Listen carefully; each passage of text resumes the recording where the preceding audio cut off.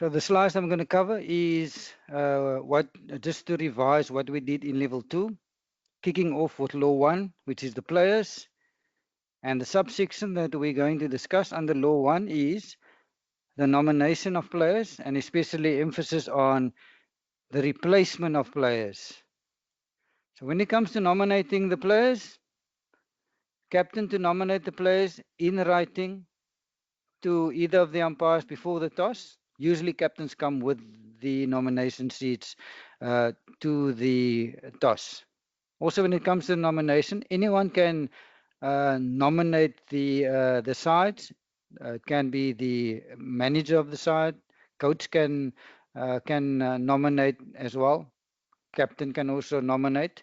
On the right-hand side is an example of a team sheet that we use here in Cape Town in the local club cricket leagues. We hand this to the captains when we get to the ground. An hour before play starts, captain complete this or needs to complete it and bring it with him or her to the toss. Can a player be replaced after the nomination took place? So let's say the captains nominated their sides, the captain completed the team sheet on the right-hand side, captain came to the toss, umpire's toss, captain of team A wins the toss and decides to bat.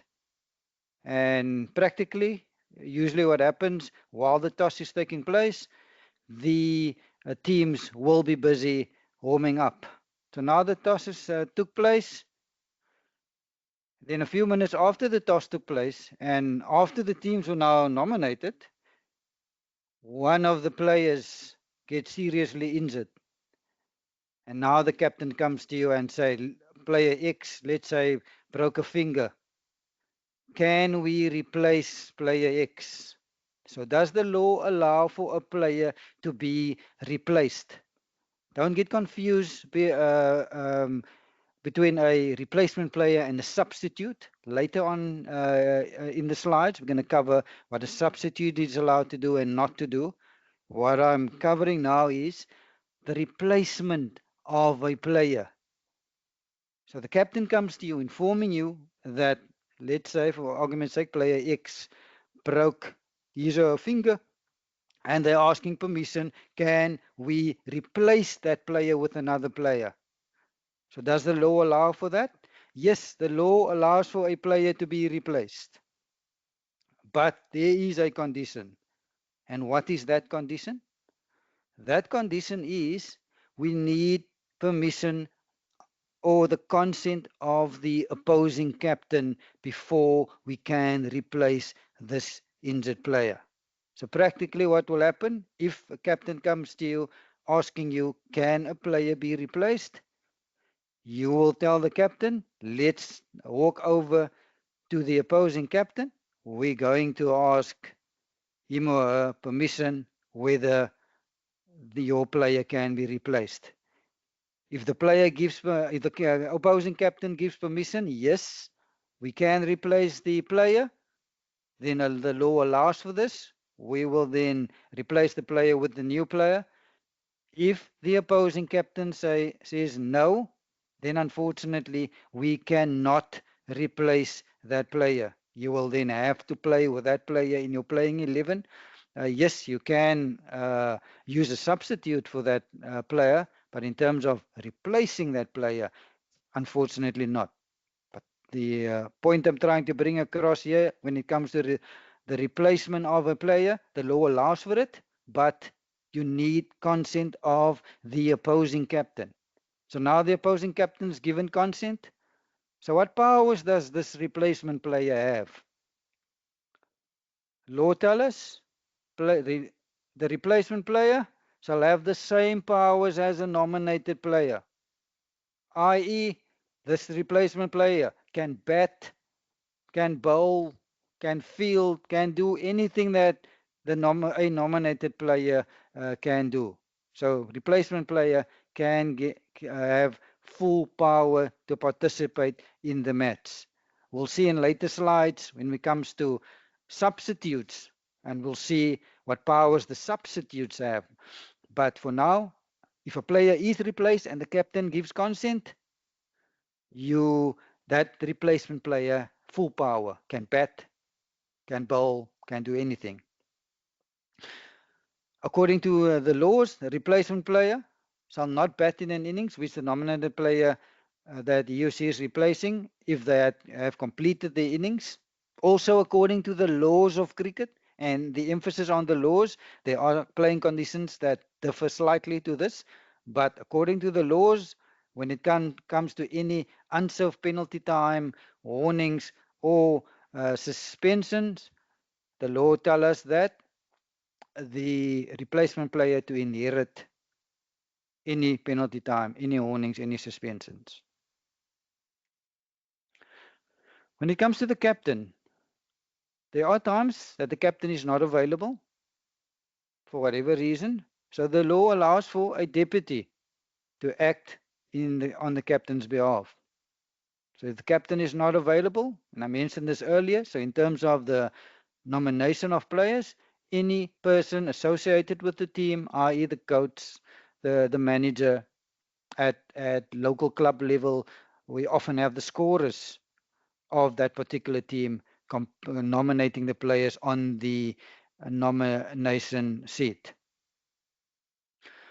So at any time after the nomination of the players, and in particular when we come to the toss, and if the captain is not available, now the law tells us that it needs to be one of the nominated players that needs to come to the toss.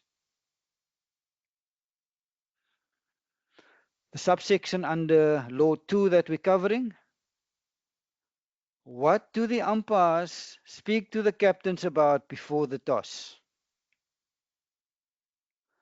Firstly, according to the laws, we will agree on the balls to be used for this particular game.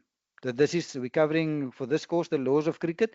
We do know there are playing conditions in place that guides us when it comes to balls, which balls to use for the various levels of cricket that you are playing. But according to the laws, you need to discuss with the captains balls to be used, hours of play, when do you start, when do you finish, how long your interval for your meals, your tea, your drinks, and your lunches are, and which clock you are going to use for this particular game. Also, please discuss with the captains if there are any obstacles within the field of play. Before the game starts, discuss how are you going to treat this obstacle that's in the field of play. The pick on the right-hand side is at the Pietermaritzburg Oval in Pietermaritzburg, South Africa. You can see this tree is about 10 meters inside the boundary. So the custom of this particular ground is if the ball hits anywhere on the tree, it will be boundary 4. So whether it hits the bottom of the tree, boundary 4, whether it hits the middle of the tree, it will be boundary 4, or whether it hits the top of the tree, it will also be boundary 4. So this discussion needs to happen before play starts. You cannot have an obstacle within the field of play and then the game starts. Then while play is in progress, now the ball hits it. Now everyone's looking at each other. Everyone's looking at the umpires. What now? Discuss this before the game starts. Also, you will need to discuss with the captains the use of covers and if there are any special conditions affecting this particular game, that also needs to be discussed with the captains. When it comes to the bat, when does the ball make contact with the bat?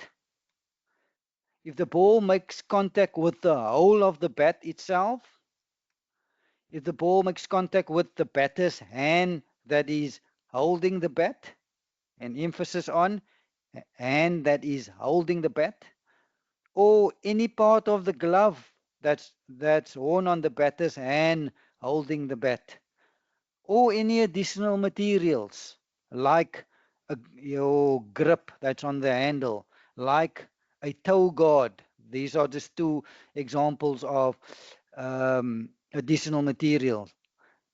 So according to the law, any contact with the ball between any of these four bullet points, the law see this as the ball striking or touching the bat. If you look at the pic on the right hand side, and here I want to highlight bullet point number 3, where bullet point number 3 says contact with the ball if it makes any part of the glove worn on the batter's hand holding the bat. So if we look at the pic, Marcus Stoinis, if you look at the right hand pic, you'll see that there is a bit of background noise. Can I please ask everyone to mute their microphones? Thank you so much. If you look at the right hand pic, you can see that the right hand is off the bat. It's not holding the bat. So if the ball makes contact with the glove, like in this case, it makes contact with Stoinis's right hand glove, but that glove is not holding the bat. In this case, even though it makes contact with the glove, this is not out because the law wants it to make contact with the glove or the hand that is holding the bat. If the glove or hand is not holding the bat and it makes contact, like in this case, not out. When it comes to the wicket and dispensing of the bails, do the law allows us to remove the bails? Yes, the law allows for the removal of bails, and it usually happens in blistery conditions, the wind, strong winds. So the law allows for bails to be removed. So now, so what happens if the umpires do decide to remove the bails due to strong winds? If they do so, they need to remove the bails from both ends. You'll often find that the bells only blows off from one end. And in my playing days, and when we still had player umpires, we would only remove the bells from the one end where it keeps on blowing off. The other side was fine, and we left it on.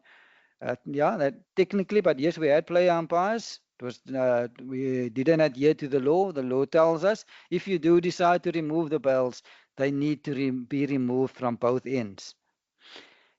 And as soon as the wind dies down later on, the law also allows for you then to put the bails back on. Why?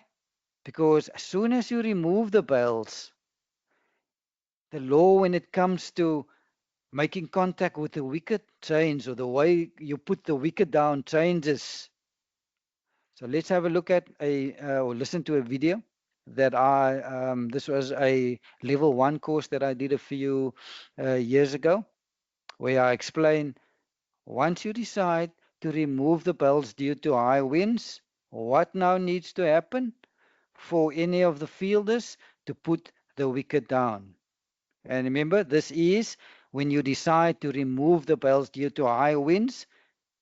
This video explains how to put the wicket down. Further, in further slides, we will see what happens if while the ball is in progress, while the play is in progress, and then the bells falls off.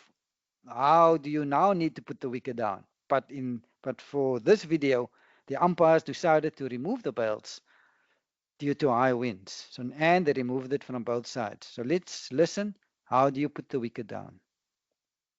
Bells are around about 1 o'clock because we kept on the bells kept on blowing off, and I'm getting old now, and I said now, let's leave the bells. We're just wasting too much time continuously. Decided to remove the bells, and usually when you decide to remove the bells, there's only one reason: the wind keeps on blowing it off. And when you do decide to remove the bells from the stumps, you need to remove it from both ends. You cannot have a game where you say, I'm only removing the bells from this end because this is where it keeps on falling off. Unfortunately not. The law is quite clear on this. If you do decide to remove the bells because the wind blows it off, you need to remove it from both ends. So now we've decided to remove the bells from both ends. So now the law changes. All the law now tells us once you decide to remove the bells is the ball now just needs to touch any of the stumps. So now no need to hit it out the ground, throw it out the ground, do these. The fielder can do it if they want to, but not necessary. The law tells us all that now needs to happen is for the ball to touch the stumps. Now, from umpiring point of view, you now need to be on high alert because remember the ball just needs to touch the stumps and it can be difficult. I had arguments already in my umpiring career, took off the bells and the fielding side would say, yeah, but umpire, it kissed the stumps. Batters, obviously the batter's going to say, no, it didn't touch the stumps. What you need to do is you need to go and consult your colleague. Ask your colleague, did he hit the stump? Yes or no? If you're not sure, what do you do as umpires? Benefit goes to the batter. You must be 100% sure that either of you saw the ball at least touching the stumps. If not, give the benefit to the batter.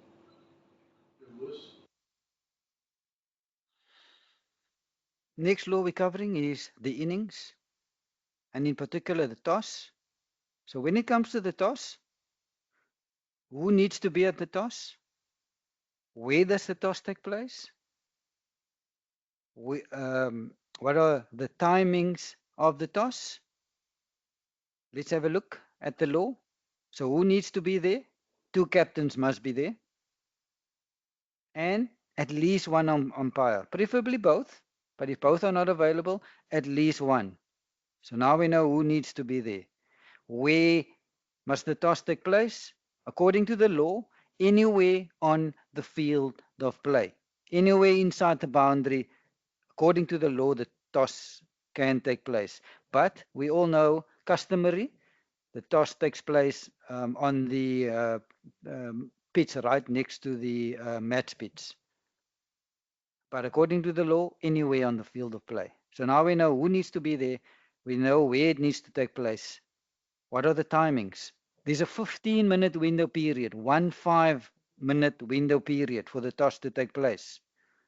So if our game starts at 10 o'clock on day one, that 15-minute window period is between 9:30 and 9:45.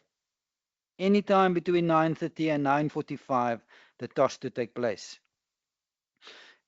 And then the law guides us further by telling us as soon as the toss took place, the captain winning the toss needs to notify his or her opposite number immediately whether they're going to bat or bowl. And once that decision's been made, cannot be changed afterwards. When it comes to the over, currently the law say 6 balls per over, bowled from each alternate ends. When does an over start? Over starts when the bowler begins his or her run up. As soon as the bowler gives his or her first step, that's technically when the over starts. If there's no run up, when the back foot lands. So what happens if an umpire miscount? It happens. It happens to all of us. Yes, we try not to miscount. Especially in one-day cricket, we need to have our ball counting spot on. But the law recognizes that, yes, umpires do miscount. So what happens? If an umpire do miscount, the number of balls as counted by the umpire to stand. So if the umpire allowed a 5-ball over, that 5-ball over to stand. If the umpire allowed a 7-ball over, to that over to stand. If the umpire allowed a 9-ball over for whatever reason, that over also to stand. The law then also allows for, if an umpire having miscounted, thinking they've bowled 6 valid balls, but they've allowed for a 7th ball. Now they realize we've now allowed for a 7th ball, but the 7th ball was, let's say, a no ball. So now what do? You realize that you've allowed for the 7th ball, which you should not have, but the 7th ball is now no ball.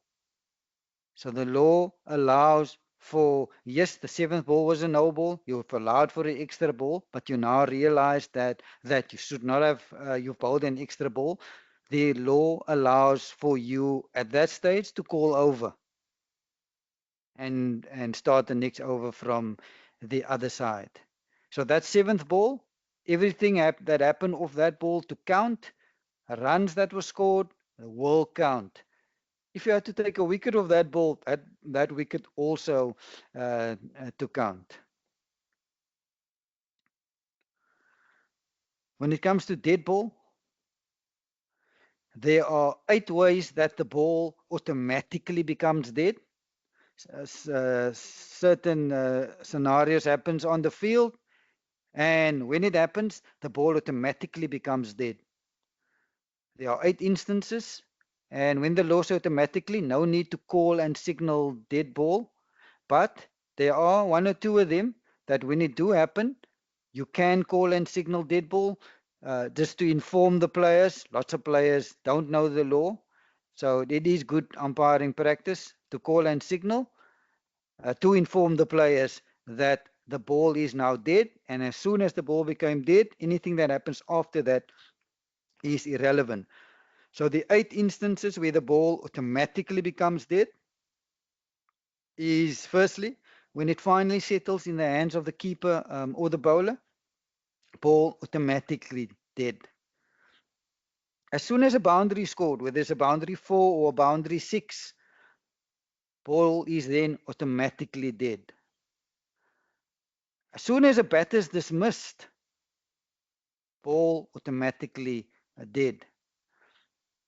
Whether played or not, it becomes trapped between bat and person of a batter, or between items of his or her clothing or equipment, ball automatically becomes dead. So number 4 is one of those reasons or instances where good umpiring technique, when it happens, to call and signal dead ball, just to inform the players that the ball is now dead. So the first 3 you wouldn't necessarily have to call and signal dead ball. Like when a boundary is scored, you're not going to call dead ball.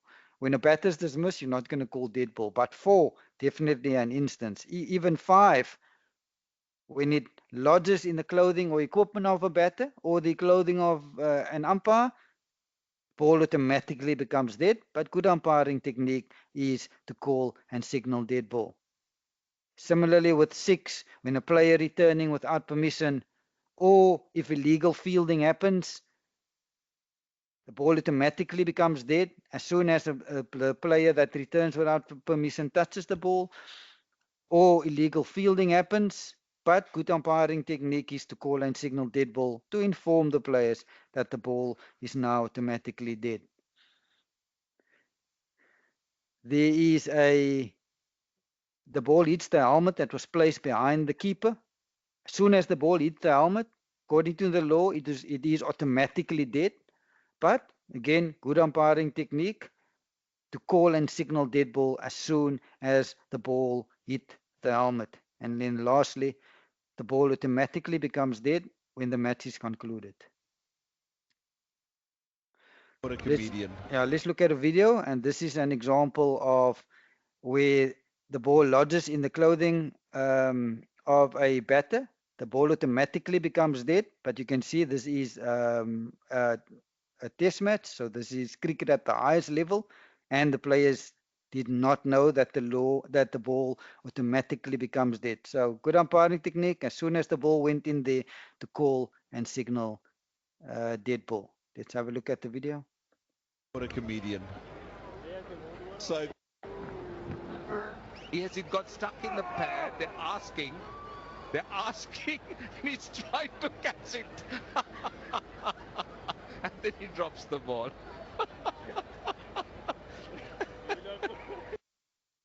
What a comedian. So we now have covered the 8 instances where the ball automatically becomes dead. There are also 14 instances where you as the umpire needs to call and signal dead ball. And as soon as you make this call, the ball then automatically becomes dead, and anything that happens after that is irrelevant. So firstly, if you are going to intervene in case of unfair play, please, before intervening, call and signal dead ball. If there is a serious injury to a player or umpire, call and signal dead ball. If you are going to consult your colleague before leaving your position to go to speak to your colleague, first call and signal dead ball, then go and do your consultation with your colleague. Call and signal dead ball if one or both bails falls from the striker's wicket, and the emphasis on the striker's wicket before the striker had opportunity to play at the ball. If this happens, you need to call and signal dead ball. Also call and signal dead ball if the striker is not ready for the delivery of the ball, and then the striker also needs to not play at the ball. Further on, the law tells us that umpire needs to be satisfied that there was a good reason why the striker wasn't ready and this ball not to count for the over. If the striker in any way is distracted by any noise, movement while preparing to receive the delivery, like someone walking in front of the side screen, as an example, call and signal dead ball. There's an instance of a deliberate attempt to distract the striker before the ball was delivered or while they're busy delivering the ball, or there was a deliberate distraction, deception, or obstruction of the batter after the ball was delivered. Also, umpires needs to call and signal dead ball. If the bowler drops the ball accidentally before delivering the ball, call and signal dead ball. If the bowler throws the ball towards the striker's end before entering the delivery stride, emphasis on striker's end, call and signal dead ball. If the bowler, for whatever reason, decide not to release the ball, so call and signal dead ball. The ball, while still in play, cannot be recovered, call and signal dead ball. If you, the umpires, consider that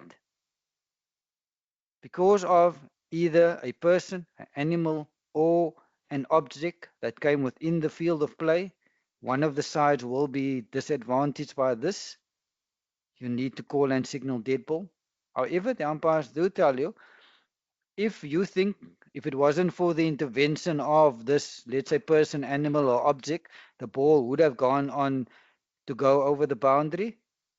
The law gives you, the umpires, the power to actually signal the boundary. Just an example, the ball gets hit to the cover boundary.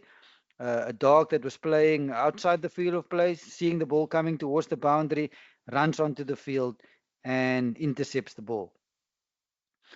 The law allows, if you think as the umpires, that ball would have gone over the boundary if it wasn't for the dog intercepting it. The law allows you as the umpires to call to signal boundary 4. The law wants the striker to at all time have part of his or her person onto the pitch. The law don't want the striker to leave the pitch to play at the ball. If at any time there's no part of the striker's person, whether grounded or raised, on the pitch, i.e. the striker's off the pitch trying to go play the ball, you need to intervene as the umpire. And how do you intervene? You need to call and signal dead ball. Okay. And lastly, there are some laws that's not included above where you need to call and signal dead ball, like uh, when the batter doesn't offer a shot, ball hits the pad and they do run. Law guides us by telling us to call and signal dead ball as soon as the first run is completed or the ball reaches the boundary. When it comes to no ball, how can you be dismissed of a no ball? There are three ways. It's hit the ball twice, obstructing the field, and lastly, run out. These are the only three modes of dismissals how you can be dismissed as soon as a no ball is called. When it comes to Law 24, there's only one subsection that I want to focus on, and it's substitute fielders. When will we, the umpire, allow a substitute fielder? And then what powers uh, does the law give the substitute fielder? What can a substitute fielder do and not do? So let's first have a look at when will we allow a substitute fielder? If the umpires are happy that the fielder became injured or ill, and if this injury or illness happened during the game. If that is the case, we will allow a substitute fielder. Also, for a wholly acceptable reason, also to allow a substitute fielder. So what powers does the substitute fielder have? Substitute cannot bowl, substitute cannot bat, substitute cannot act as captain. Yes, substitute can come on and be a wicket keeper, but there is a condition, and that condition is needs consent of the umpires before that substitute can keep. So again, don't get confused between the substitute fielder and a replacement player. They're two different things. Replacement player is, and we've covered it earlier, where a player needs to be replaced, and there's a condition. We need the consent of the opposing captain. If the captain say yes, we can replace. If the captain say no, we cannot replace. When it comes to a substitute cannot bowl, cannot bat, cannot be captain, can act as wicketkeeper, but needs the consent of the umpires. When it comes to the wicketkeeper, let's listen to a video and see what the keeper can do and not do.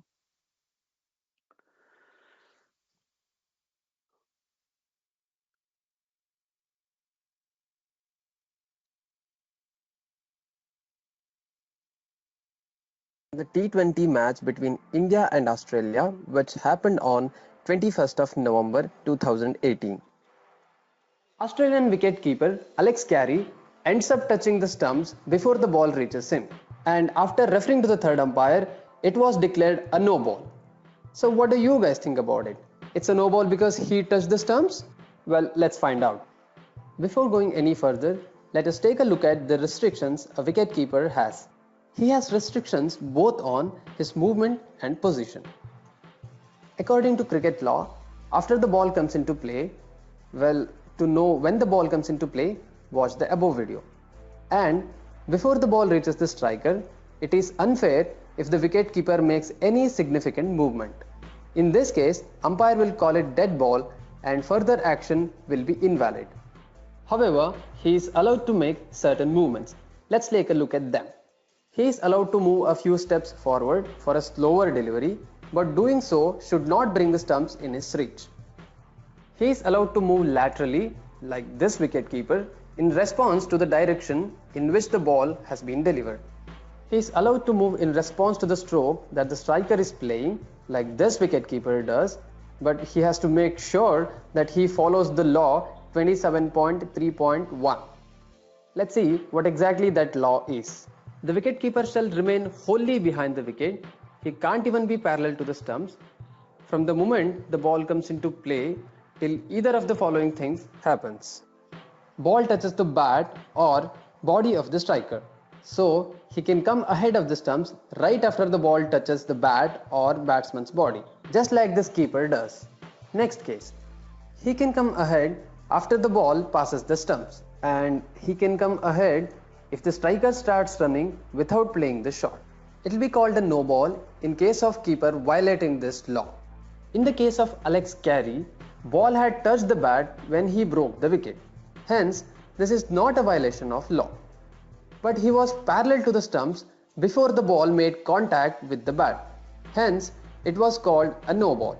Another instance which needs a mention here is Andy Flower's incident. He is clearly ahead of the stumps even before the ball reached the batsman. It should have been called a no ball, but the umpire didn't notice it at all, and unfortunately it costed Ridley Jacobs his wicket. Still have any doubts with this? Do let me know in the comment section. If you like the video, hit the like button, share with all your friends. To never miss another update from our channel, don't forget to subscribe and click on the notification button. So just to go over the position of the keeper again.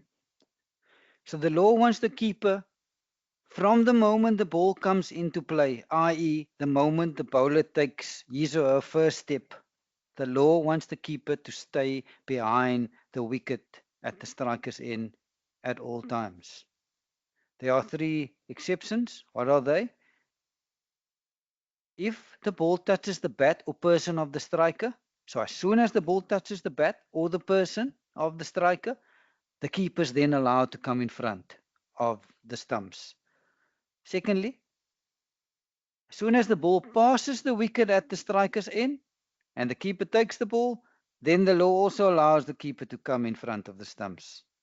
And lastly, for whatever reason the striker attempts a run, the law allows the keeper to come in front of the stumps. So it's only these three bullet points where the law allows the keeper to come in front of the stumps.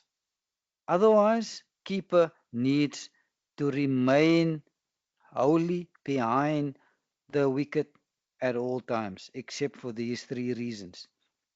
So what happens if a keeper contravenes this? Or if a keeper comes behind the stumps, except for these three bullet points?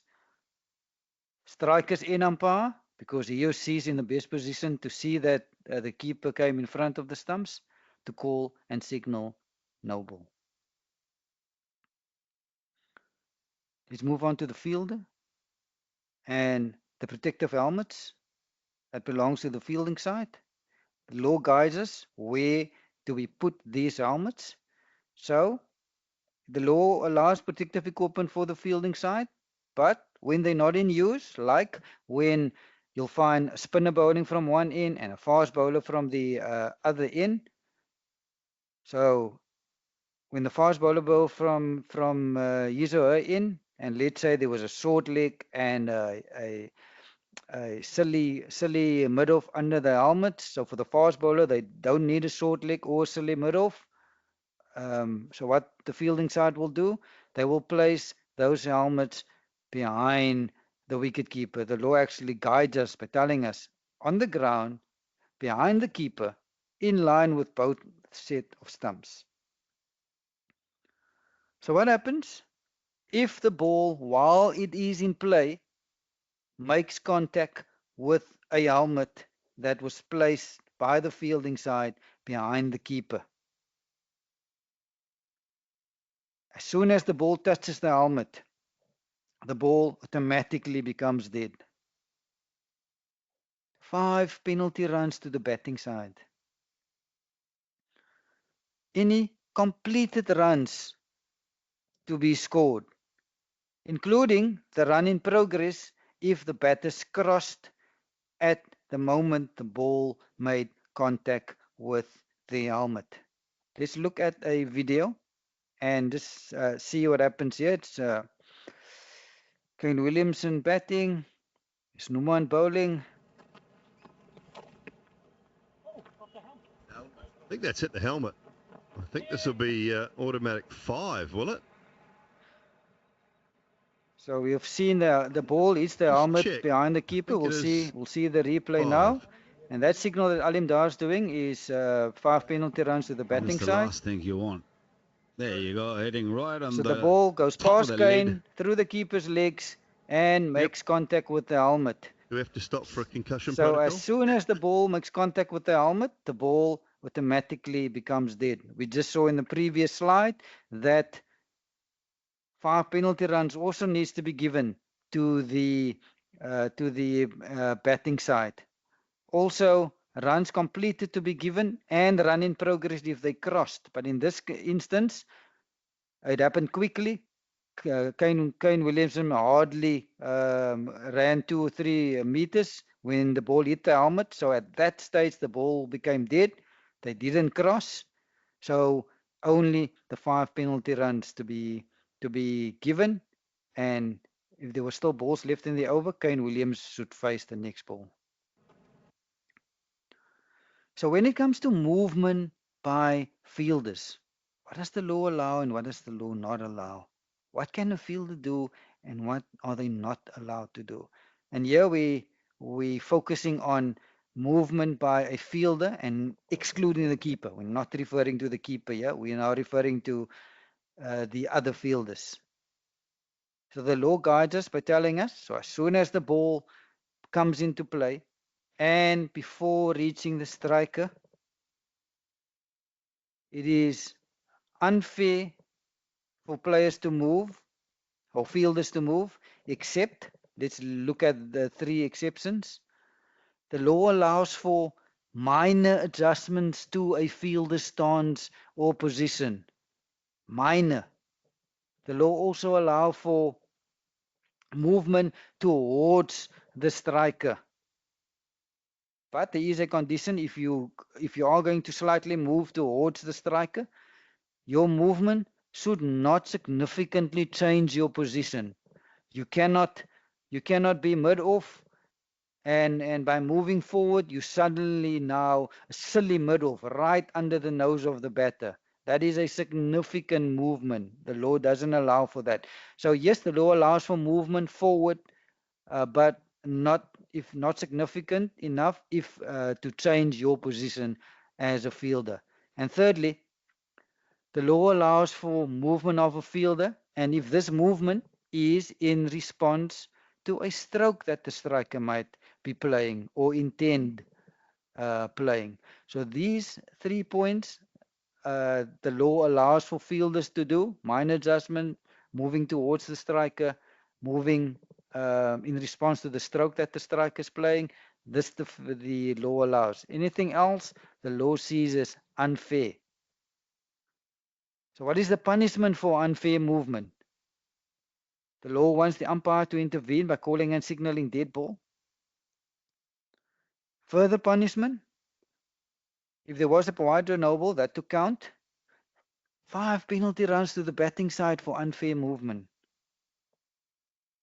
You need to inform the captain of the fielding side, inform the batters and the opposing captain or the batting captain, and you need to report this according to the law to the governing body of cricket for that particular game. Let's have a look at the video and we'll see movement by the keeper. But this movement was in response, or movement by the slip, but this movement was in response to the shot that the striker was going to play. And we just saw in the previous slide, the law allows for this. Let's have a look. Look at that. That is called anticipation. That is an incredible piece of catching buff from Jaarsveld. Well, I'm quite honest to say I've never seen this happen. Well done, Martin van Jaarsveld. It's a preempted sweep shot. Next, when is the wicket down? Let's look at a video and see when the wicket is down. The wicket is down. The wicket is put down when one or both bails are removed from the top of the stumps, or a stump is struck out of the ground. The situation can be brought about in the following ways. By the ball, by the batsman's bat. By the batsman's bat if he or she lets go of it. Or even by some flying part of a bat if it breaks. By the batsman's clothing or body, or some part of his or her equipment falling off. By a fielder with his or her hand or arm, providing the same hand is holding the ball. If the bail merely bounces and comes to rest back on the stumps, then that is not out. The wicket is down at the precise moment that both ends of either bail are removed from the stumps. Right about now.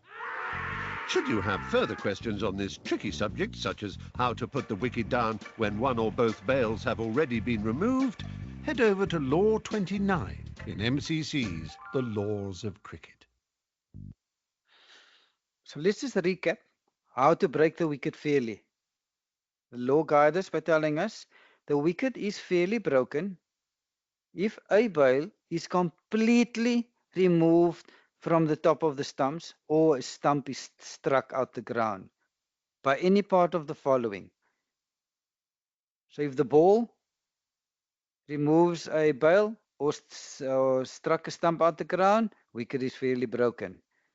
By the striker's bat, if held to any part of the bat that the striker's holding, by the striker's bat not in hand or any part of the bat that became detached, by the striker's person or any part of his or her clothing or equipment becoming detached, by a fielder with his or her arm, provided that the ball is held in that hand or hands, or if a fielder strikes or pull a stump out of the ground. So let's just look how you can put the wicket down if one bail is off. Again, we get guided by the law. So if one bail is off and there is still a bail remaining on top of the stumps, all you need to do is to remove the remaining bail to put the wicket down. Or you can strike or pull any of the three stumps out the ground, but if there's still a bail on top, no need to remove a stump out of the ground or pull any of the stumps. You just need to remove the other bail. That is if there's still one bail on top of the stumps. But how do you put the wicket down if both bails are lying on the floor? And what I'm going to take you through now is different to what we've covered under Law 8 when the umpires, due to high winds, decided to dispense with the bails. So just to recap, under Law 8, after the umpires decided to dispense with the bails, so they decided to remove the bails from both ends. So now the law tells us for the wicket to be put down in that instance, all that needs to happen is the ball needs to touch the stumps. And if it only touches the stumps, the wicket is then seen being fairly put down according to the laws. But that is only after you've decided to dispense with the bails at both ends due to high winds. Now the ball only needs to touch. But in the example where, let's say, while the ball is still in play, the bails flies off at the bowler's end due to high winds. Let's use this pick as an example. The bowler ran in, delivered the ball, the striker hits the ball to third man and starts running. Suddenly there's a gust of wind that came across the ground and blows the bails down, and the bail is now lying on the ground. Both bails are on the ground, but the batters are still running. So how do you now put the wicket down? Now the law guides us by telling us how do you now put the wicket down? As follows. Firstly, this is a method to put the wicket down. You need to remove a stump out of the ground, but stump need to be removed with ball in the hand. So stump in the hand, ball at the same time, you need to remove the stump. Not like this. This is what I did in my playing days. I didn't know the laws back then, but this is how I removed it back in my playing days. We had play umpires. I played Division 3 cricket in at club level. We didn't. Occasionally we had official umpires, but mostly we had play umpires, and we didn't know the law, so this is how we removed the bells. And umpires gave you out. We thought this was out. This is the incorrect way of putting the wicket down. Shouldn't be ball in one hand and stump in the other hand. It should be like this together. Ball in one hand, stump, and you remove the stump out of the ground. This is the correct way to put the wickets down. Second way of putting the wicket down, you can take with the ball in hand and hit a stump out, any of the stumps or all three stumps if you want to, out of the ground with the ball in your hand. Hit the stump out of the ground. Another way of putting the wicket down, you can take the ball and throw any of the stumps, but that throw needs to be so hard because the stump needs to be uprooted. It needs to be out of the ground. So these are the ways. There's another way. While the ball is in play, the bowler can actually put the bells back on, or put one bell back on, and then put the wicket down. The law actually allows for any fielder to put a stump, a bail, or both bells back on to break the wicket. The law actually allows for it.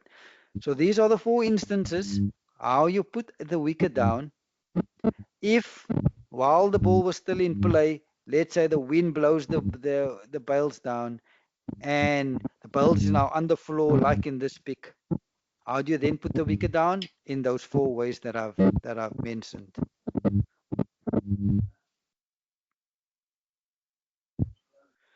When it comes to appeals and the timings of the appeals, I'm hearing a bit of background noise. Can you please mute your microphones?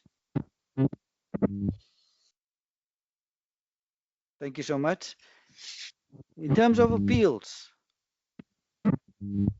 for appeal to be valid, there is a window period for appeal to be valid.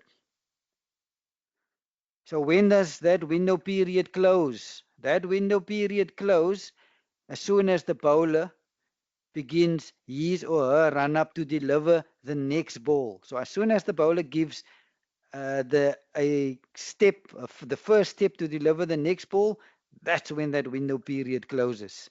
So after that, you cannot appeal anymore. And also before time has been called. So to give an example to illustrate in the validity of an appeal. So bowler delivers a ball, goes past the striker plays a cut shot. You as the umpire, you hear, according to you, you hear a nick, but no one appealed. So the law tells us if no one appeals, you cannot give out. Okay, no problem. Okay, so you don't give out. So as the bowler walks past you on his or her way back to their mark, the bowler then asks you, umpire, how's that for caught behind? The law allows you, because that appeal is still valid. The appeal only becomes invalid as soon as the bowler gives his or her first step to bowl the next delivery, or unless time has been called. Because the bowler didn't deliver the next ball yet, didn't give that first step to bowl the next ball, that appeal is still valid. So you, according to the law, have all the right to answer that appeal. Also, the law goes on further when it comes to the window period for an appeal. Even if you call over, it does not invalidate an appeal. As long as the bowler that was bowling the next over did not take his or her first step to bowl that first ball of the over, and also provided time has not been called. So you can see there's quite a long period where an appeal is still valid. It only closes when that next step gets taken to bowl the next delivery, or unless time has been called. So as soon as you call time, then that closes the validity period of an appeal. Let's look at court. Let's first look at the fair catch video, and then we'll look at two fair catches that happened in games a few years ago. Fair catch. A catch shall be considered fair if the ball is held in a fielder's hand, hugged to the body of the catcher, or accidentally lodges in his or her clothing, helmet, or protective equipment. But of course, this being cricket, it isn't always that simple.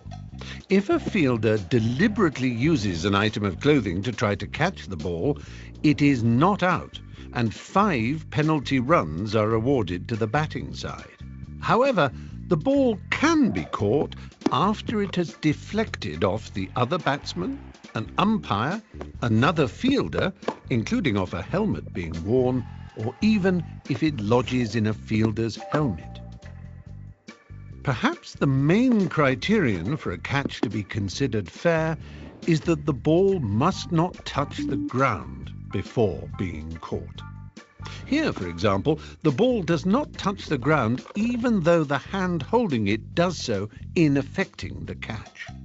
This is a fair catch. And then there is the question of catches near the boundary. This is such an interesting subject that we've given it a film all of its own. To catch up on everything to do with catching, simply refer to Law 33 in the Blue Book. So when making a catch, the law guides us by telling when the catch starts. So it starts from the time that the ball comes into contact with the fielder's person. And when does it end? It ends as soon as that fielder obtains complete control over both the ball and own movement. So both conditions needs to be met when the catch is completed. You need to have control over movement and the ball. So let's look at this video and you will see clearly that yes, the fielder has got the ball in his hands, but when it comes to the movement, just check if the making of this catch complies with the conditions of fielder having control over ball and movement. Let's have a look.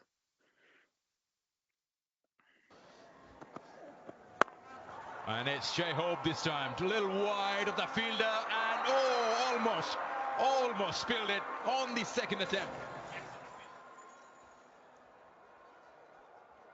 Well, Jackson Smith left the ball on the ground.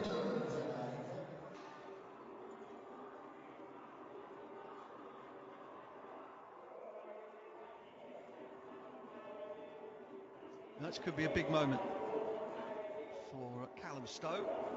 Let's have a look. So he spills it first time, comes off the thigh, dives forwards, gets it in 2 hands. Yep, he's got it. He's got it.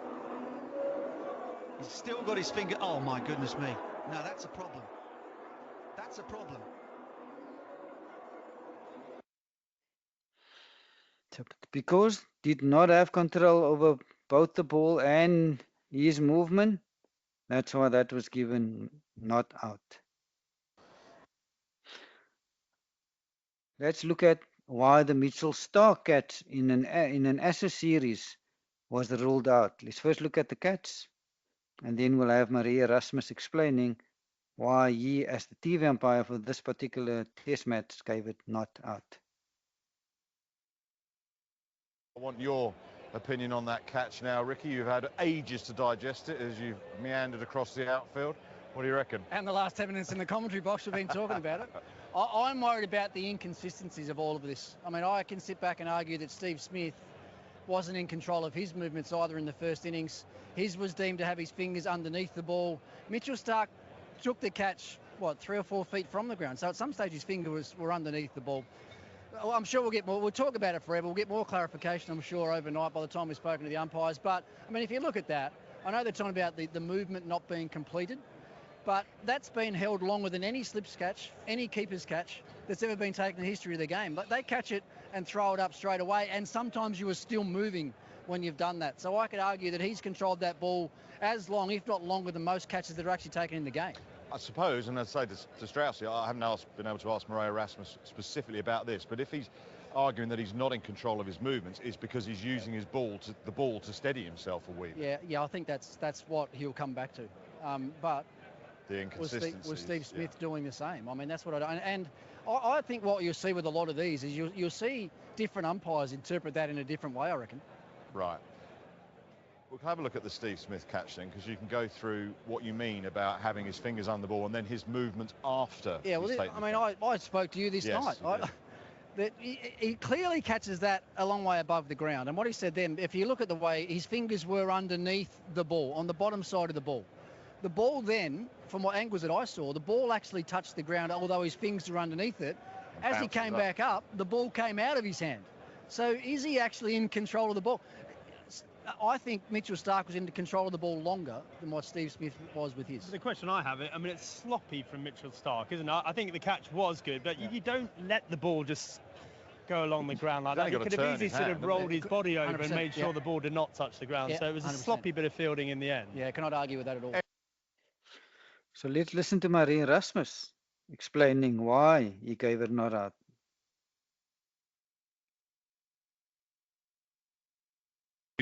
Exactly what you saw in the third umpire's chair, and just interpret the law for us as you with your thinking process around the catch. Yeah, the law is specific in it says that the fielder has to have control of his body and movement. In that particular case, he was still moving and he put the ball on the ground. Now, if you take that example and say he was sliding towards the boundary, if he slid into the boundary, we would have deemed it either 4 or 6, depending on if the ball touched the ground before. So there's no difference in our interpretation for the catch.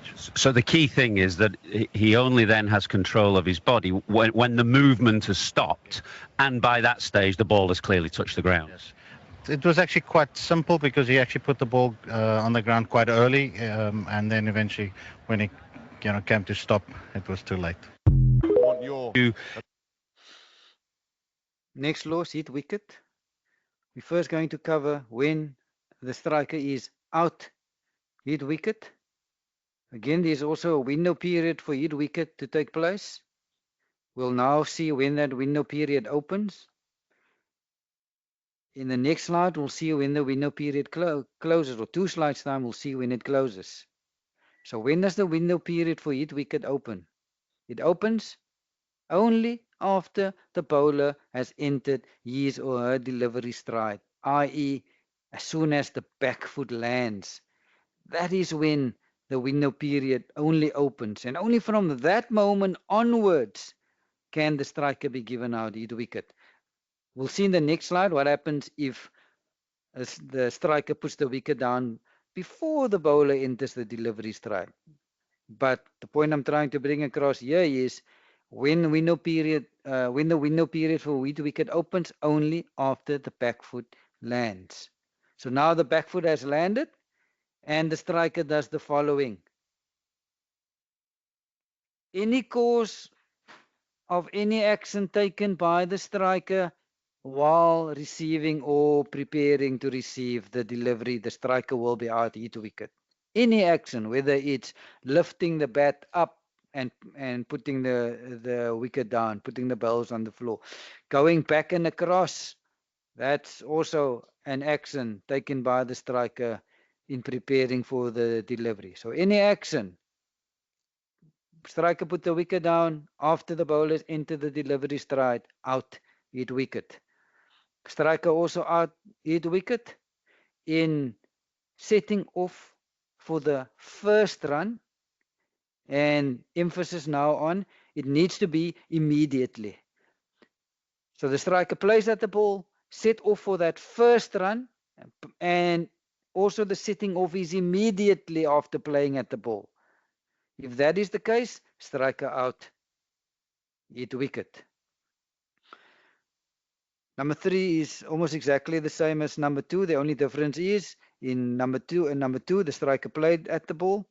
In number 3, striker didn't attempt to play at the ball, but the striker still set off for that first run. And then same condition applies in setting off for that first run. Immediately and it needs to be immediate, then the striker put the wicket down, out hit wicket. And lastly, strikers also out hit wicket in lawfully making a second or further stroke for the purpose of guarding his or her wicket. So these are the 4 instances where the strikers out hit wicket. Earlier I mentioned that the window period only opens once the back foot lands, once the bowler's entered his or her delivery stride. So what happens if the striker puts the wicket down before the bowlers enter the delivery stride? Either umpire needs to call and signal dead ball. It can only happen, hit wicket can only happen within the window period, and we now know when it opens. Let's have a look at when that window period closes. So here are the instances where the striker will be not out hit wicket. And bullet point 1 covers when that window period closes. It happens after the striker has completed any action in receiving the delivery, completed the shot. Once the action is completed, window period is closed. Anything that happens after that is irrelevant. Also, striker not out hit wicket if while running the striker puts the wicket down. This is now other than setting off immediately for that first run. We're not referring to that run. We're referring to other runs. If the striker do put the wicket down and it's not the first run and it was not immediate, not out hit wicket. If the striker tried to avoid being run out or stumped at any time, also not out hit wicket. If the striker tries to avoid a throw, also not out hit wicket.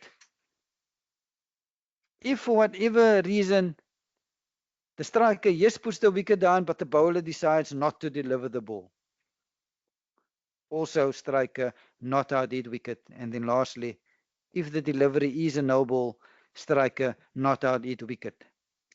Look at the video of Tendulkar. So playing the shot, setting off immediately for the first run. That's why Tendulkar was given out hit wicket. What he's saying is I was pushing off for the run, I completed the shot, but the rules been played changed. The shot, once you break the stumps, and this setting off for the first run was immediate. Belts on the floor, out hit wicket. When it comes to LBW, let's listen to the video. Leg before wicket. LBW.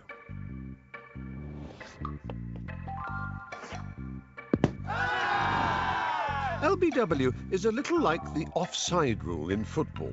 Many people claim to know it, but how many people really do? Our handy checklist means that whether you find yourself umpiring an international test match or the kids on the beach, your reputation for fairness will remain intact. There are 5 basic criteria to consider. The batsman is out, leg before wicket, if 1. The bowler bowls a ball that isn't a no ball, unlike this poor fellow. 2. The ball, if it is not intercepted on the full, pitches in line between wicket and wicket or on the offside of the batsman's wicket. It cannot be out if the ball pitches outside the line of the leg stump. 3. The ball hits the batsman either full pitch or after pitching and before he hits it with his bat. 4. This is where it gets a bit more complicated. If the batsman was making a genuine attempt to play the ball, the point of impact must be between wicket and wicket for LBW to be an option. However, if the batsman has made no genuine attempt to play the ball, the contact must either be between wicket and wicket or outside the line of the off stump. 5. This is the crucial part. But for the interception by the batsman, the ball would have gone on to hit the stumps and dislodge the bails. Any questions? Just refer to Law 36 in the Blue Book. So to recap, the points that you consider according to the law when there is an LBW appeal. Firstly, ball not to be a no ball. Secondly, ball need to be pitching in line between wicket and wicket or on the offside of the wicket. Ball to not have touched the bat first. If as soon as he touched the bat first, you will not consider an LBW appeal. If he touched the pad first or the person first, then the bat, then you can consider it. But bat first, never out LBW. Striker intercept the ball with any part of his or her person. Yes, I know it's LBW, leg before wicket, but the law tells us any part of the person. When it comes to the point of impact, they want it to be between wicket and wicket, unless striker has made no genuine attempt to play at the ball with the bat. Then the impact can be between wicket and wicket, or the impact can be on the offside. And then lastly, would the ball have gone on to hit the wicket? So these are the 5 points that you consider when there is an LBW appeal, according to the law. When it comes to obstructing the field, let's look at the video. Obstructing the field. A batsman is out obstructing the field if he or she willfully attempts to obstruct or distract the fielding side by word or action. Like this, for example. Thank you, Tommy. In particular, it is considered to be obstruction if, while the ball is in play and after the striker has played the ball, either batsman willfully strikes the ball with a hand not holding the bat or any other part of his or her person, or with the bat. The exception to this is when the batsman is attempting to defend his or her wicket. The batsman may do this with the bat or any part of his or her person, except with a hand not holding the bat. If the batsman uses such a hand, he or she will be out obstructing the field. The handled the ball law no longer exists, with such incidents now covered by obstructing the field instead.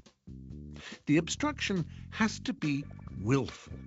Accidental obstruction, or obstruction caused by trying to avoid injury, does not count, and the decision on that is down to the umpire. It's worth noting that if a catch is obstructed, it is the striker who is out, even if it was the non-striker who caused the obstruction. Mind you, it's not always an easy decision. Here, the batsman deliberately crosses out of the legal running area in order to attempt to obstruct a throw. There is no other reason why the batsman should be running across the pitch. What looked an accident was, in fact, an illegal incident. To avoid any possible confusion, read Law 37 in black and white in the Blue Book. So when there is an obstruction of a ball, and this obstruction prevented a catch from being taken. So if the delivery is not a no ball, the law tells us that the striker is out obstructing the field if there was willful obstruction or distraction by either batter. So if it's not a no ball, striker is out. Even if the non-striker caused the obstruction, if it's not a no ball, striker to be given out. Point number 1 to apply, even if the obstruction is caused by the striker guarding his or her wicket.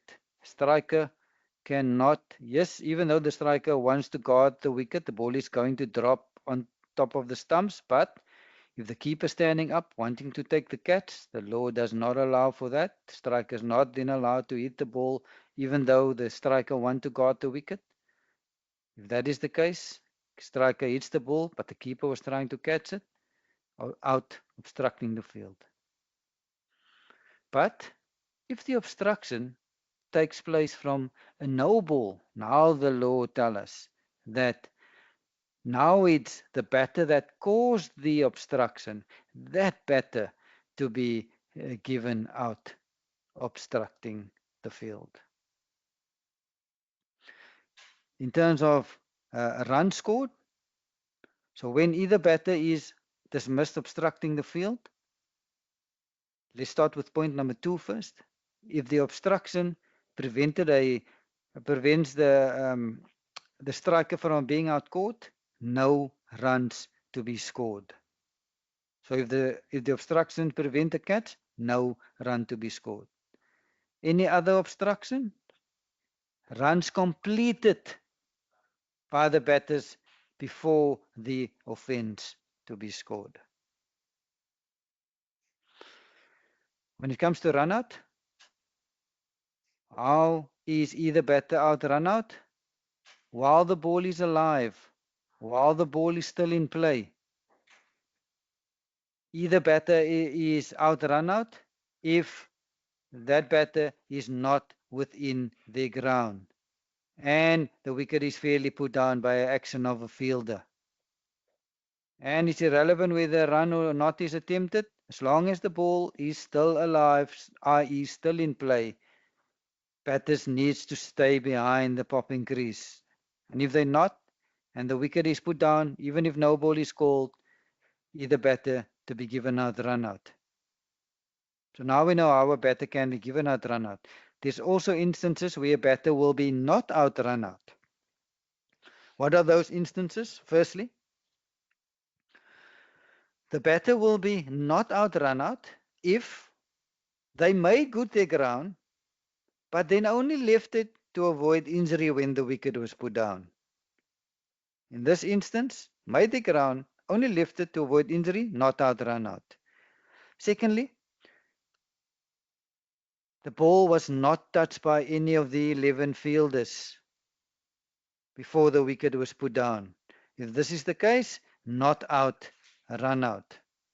This is why we, in the case of the striker hitting the ball straight down the wicket, the ball hits the non-striker, and from the non-striker it ricochets onto the stumps at the bowler's end with the non-striker a meter outside the ground. The fielding side will appeal. I was one of them back in my playing days. I didn't know the law. I appealed for those. According to the law, those are not out. Run out. Why? The law wants a fielder to have touched the ball first, then goes on to the wicket. In this case, none of the 11 fielders touched the ball.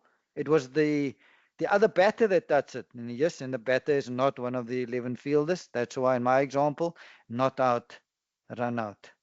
And lastly, batter is also not out, run out in the instance where a no ball is bowled, and let me use an example to illustrate point number 2. So this visualize a spinner bowling, keeper standing up.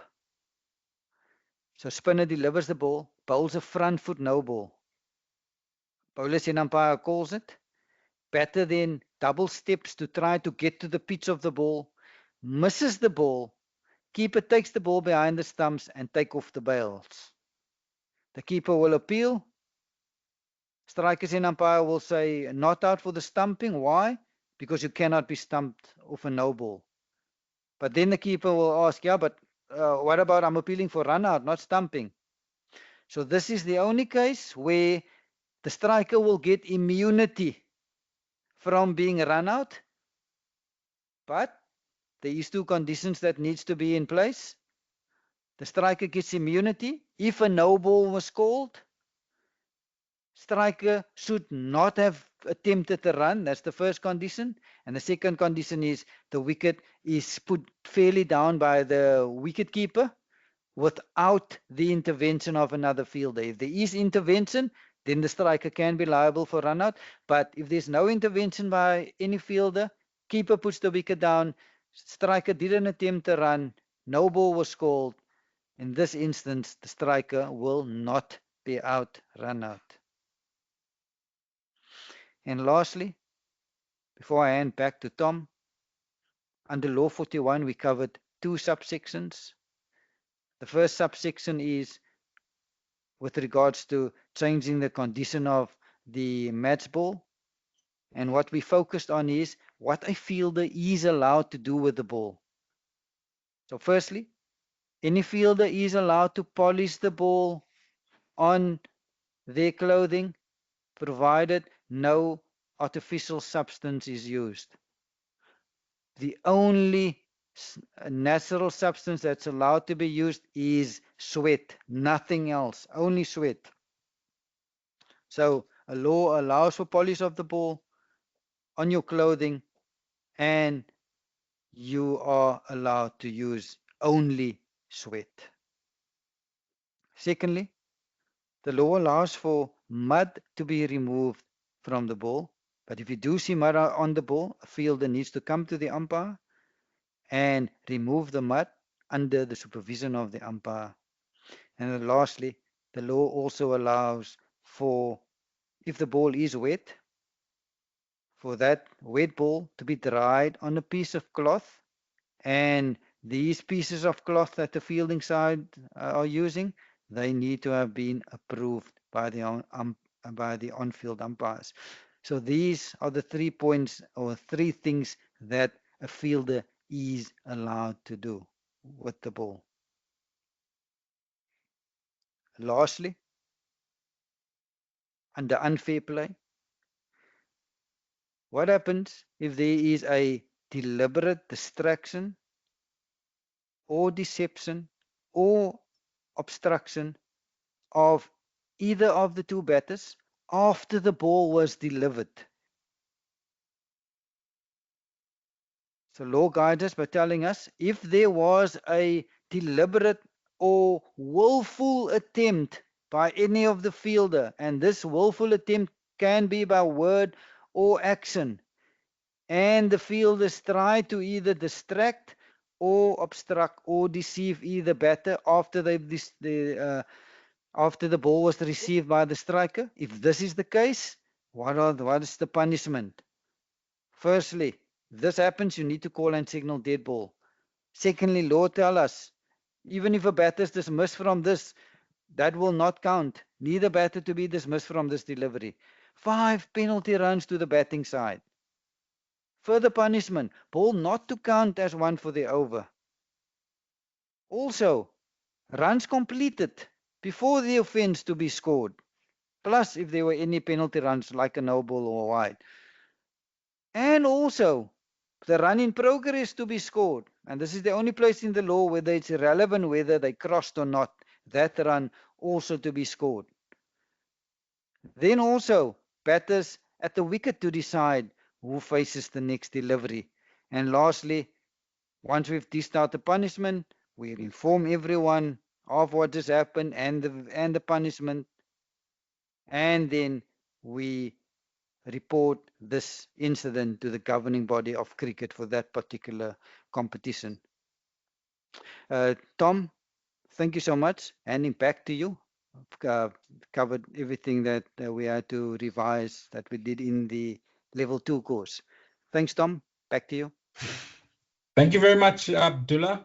I was just going to tell you not to unshare your screen. There is one question related to the LBW, the hit wicket by Sachin Tendulkar. The question is from Alui. He says, are we saying had Tendulkar not attempted a run, he would have been not out hit wicket? I think in describing the dismissal, you said that he immediately set off for the first run, and that is why we would give him out hit wicket. But is there an argument as well that that back foot was probably in the act of playing the shot? So say, for example, there was a fielder at short fine leg and that ball went straight to him, and Tendulkar had said no run.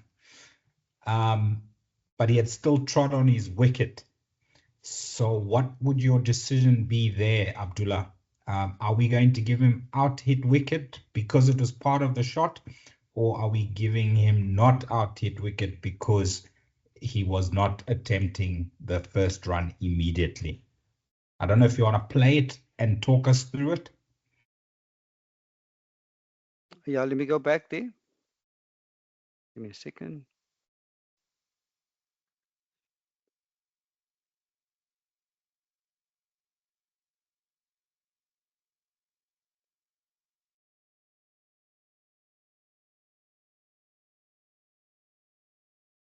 Let's just go back to that slide, Tom. Sure, Then no I'll see problem. my screen.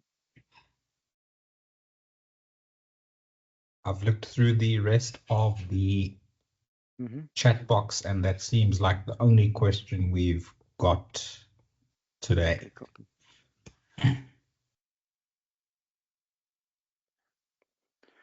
So Tom, I'll play the video again, and then there's two things that you need to look at. So batters out wicket. Any action in preparing to receive or while receiving the ball, that is the first thing that we need to look at. And then the second point was where the law tell us if a batter while in setting off immediately after playing at the ball, then that batter will also be out, out hit wicket. So let's get to the first, the first part. While Tendulkar was given out, because this complies with the subsection where it says, after playing at the ball, in setting off immediately for your first run, and after playing at the ball, this was setting off immediately, and you can see in setting off, the bells on the floor. That's why Tendulkar was given out hit wicket. So it complies perfectly to the law that says a batter is or striker is out hit wicket if after playing at the ball and in setting off immediately that back foot or any foot, but 99.99% of the time it's the back foot that trams on the stumps and put the wicket down. So Tendulkar complies perfectly with that particular point. That's why he was given out hit wicket. To go further on that point, if the law wants it to be immediately, if there is any delay, and what type of delays can there be? A typical delay is if the ball gets hit, let's say to fine leg in this case, or there was a short, there was a leg slip, and Tendulkar first wanted to see whether the ball goes past leg slip before setting off.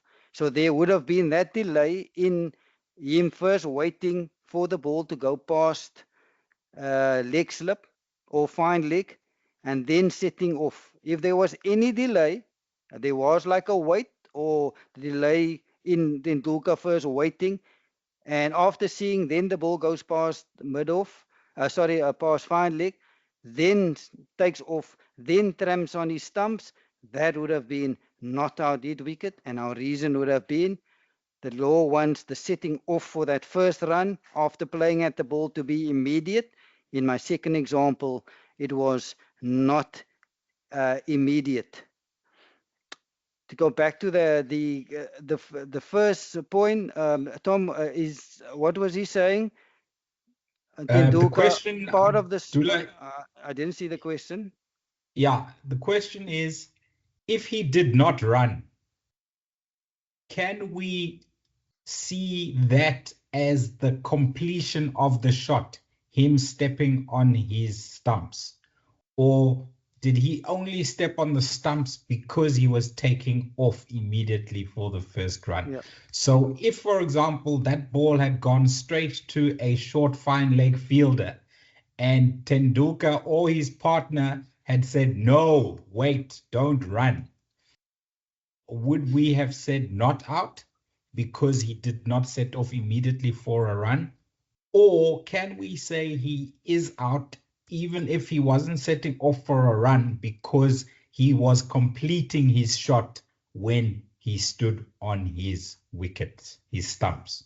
I guess that's a judgment call we need to make, Abdullah. That is my answer. This is one of those laws that is subjective. You looking at it, you then need to ask yourself: is it still part of the shot? Because I've mentioned earlier, as soon as the shot is completed, the window period closes.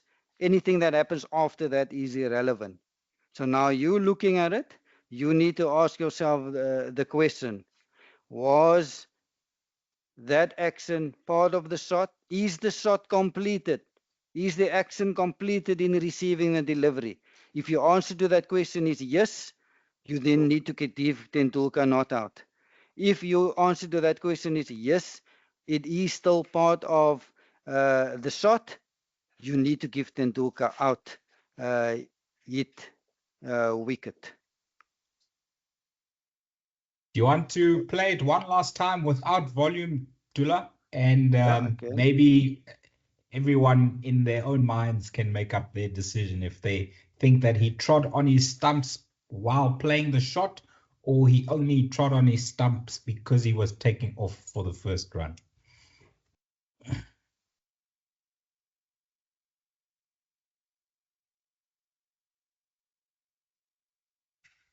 I'm having a few gremlins here. Just give me a second. Single, here he goes, he pushes back, and he's gone. Hit wicket, it's 2 for 26. I'm struggling to remove the sound, but yeah, they can look at the pics. The rules been changed. Once you break the stumps, no matter how you do it, that's out.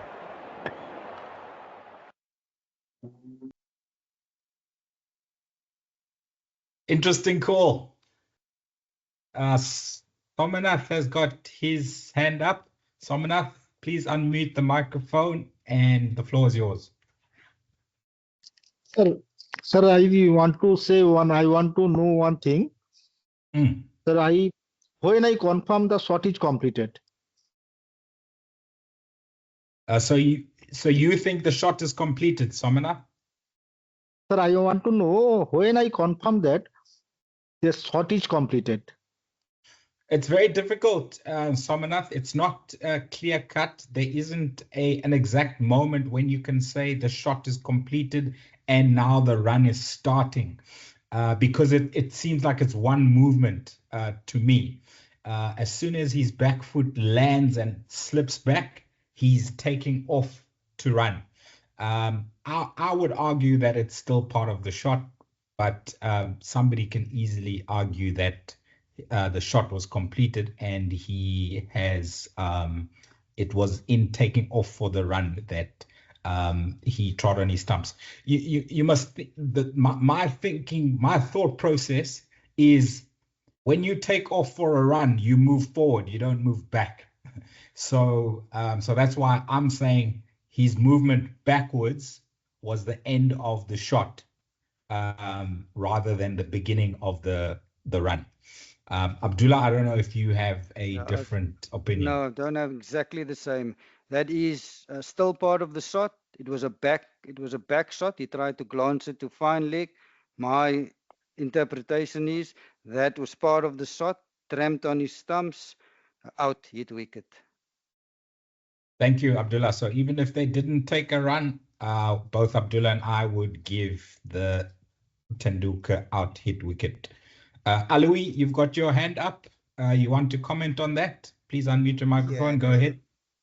Yeah, thanks a lot, Abdullah and Tom. Yeah, that's exactly what the point was. I think you described it well, that it was one movement, and he was jumping back and then he trod on his wicket. So that should have constituted a dismissal before attempting a run. So I think it's a really good scenario where it meets the three conditions, in preparing to receive, in playing at, and then in attempting a run immediately after. So I think it ticks all the boxes. Great, thank you. Good question, Alui, and I'm glad we've all got a better understanding of that law as a result. Somebody is saying something. You can go ahead. Okay, I think they have moved on. Jeremy, you've got your hand up next. Please unmute your microphone. The floor is yours. Yeah, thanks, Tom. Yeah, I agree with you, because for me, it's the motion the batsman is in. So the batsman isn't stuttered. It's in the motion, and he tread on his wicket, whether he's setting off for a run or not. It should be out. I've seen Mickey Arthur in Castle Cup games back in South Africa on more than one occasions, not even setting off a run, but treading on his stumps because he was so far back in the crease.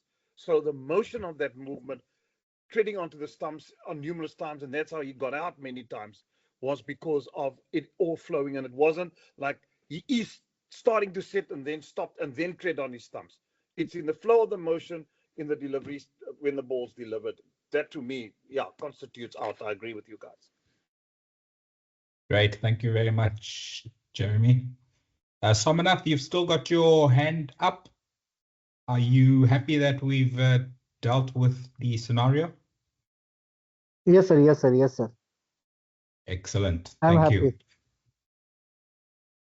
S. Harnal has put a comment or a question or scenario into the chat box. What would you do if a batter, while attempting a run or subsequent run, deliberately breaks or disturbs the stumps and bails at either end? He can make it look accidental, but it probably wasn't. And the reason that he did it was to allow the batters a chance to take another run and give them more time by making it difficult and time consuming for the fielding team to comfortably run them out. Because as Abdullah showed earlier, you need to uproot the stump while holding the ball with it. So is this allowed, or are we going to give them out hit wicket, Abdullah? It's probably not hit wicket because it's not taking off immediately for the first run. Can we consider obstructing the field as a mode of dismissal, or are we going to award 5 penalty runs for unfair play, perhaps, against this batter? Abdullah, your thoughts on this? Tom, yeah, definitely not out hit wicket, but there's a huge case for obstructing the field if willful. But it has to be, you need to have absolutely no doubt that that was the intent and it was willful. To be able to, I mean, to say with 100% certainty that that was the intent. But if you are, and it's good practice, go speak to your colleague to get his or her opinion as well. But if there was intent to hit the balls down, and the intent was, and we know why they're wanting to hit the balls down, to make it more difficult for the fielding side to put the wickets down. And if that is the case, and if it's willful, the intent was there, definitely a case on appeal to be given out obstructing the field. Agree with you 100% there, Dula. Intent is sometimes difficult for us as umpires to judge, but if we are 100% convinced that there was willful breaking of the wicket by the batter, then they definitely can be given out obstructing the field. Now, I see no more questions or comments in the chat box. What I have done is I've posted a poster from Crick Info's Facebook page.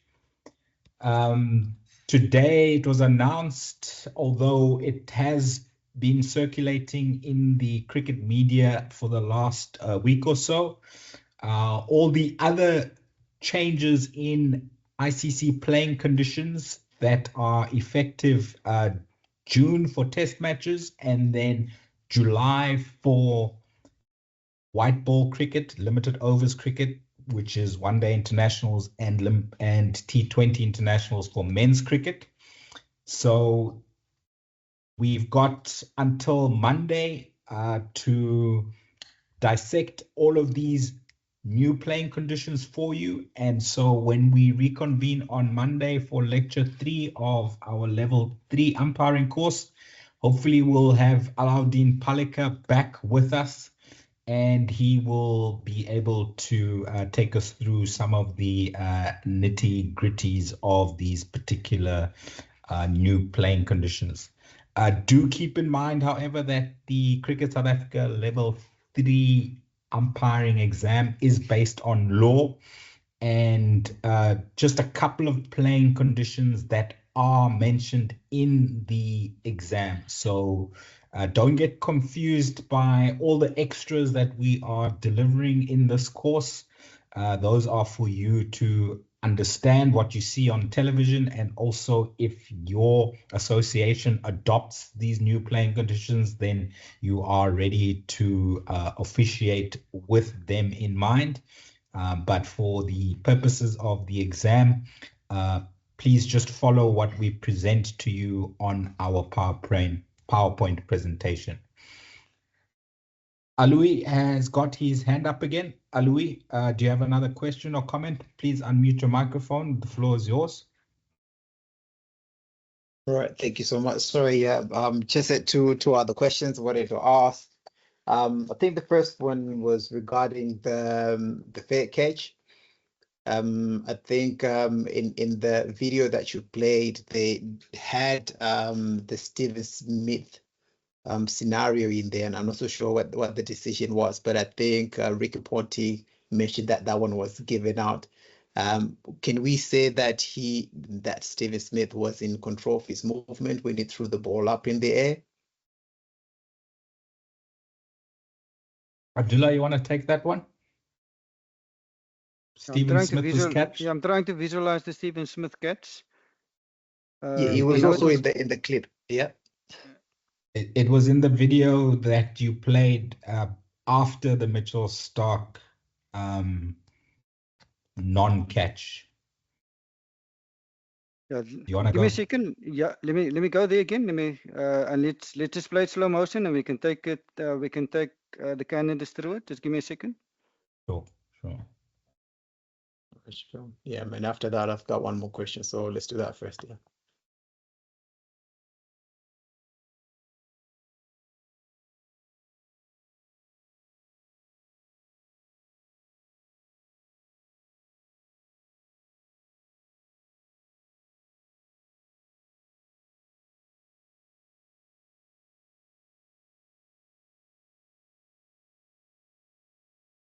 Have you got it there, Dilla? Yeah, I'm just sharing my screen now. Yeah.